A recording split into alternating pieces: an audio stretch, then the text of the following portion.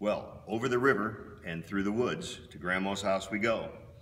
When I was a young parent, my wife Carol and I had two grandmothers in town, so that meant two meals. The first meal was at my mom's house. It was at 11 o'clock, where we would gather. We would really gather around not just the table, but my Uncle Ralph, whose name was affectionately Uncle Goon, and he would regale us with politics and political stories. We gathered at Thanksgiving in 1964 when the world had ended because his beloved Barry Goldwater had lost to Lyndon Johnson. And we were all sad, all of us sad, at Thanksgiving dinner.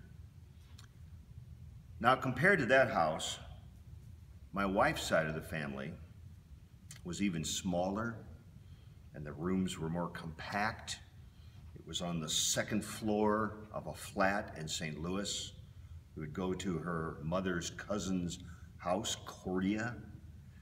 It was on the second floor of another older woman, so all the heat came up, and Cordia would light candles, and it was hot, hot, hot, hot in there.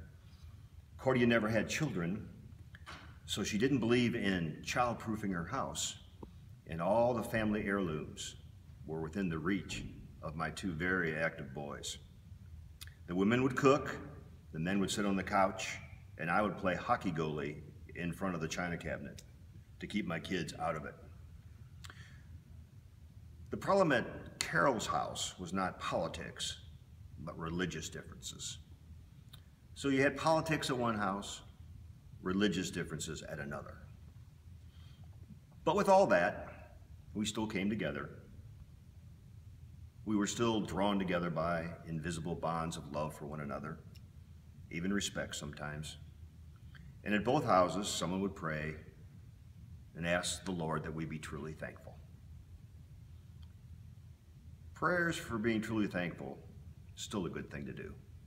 We're going to talk about that Sunday, what that might mean and what that might look like. So I hope to see you there. And remember, church is at 10 this Sunday.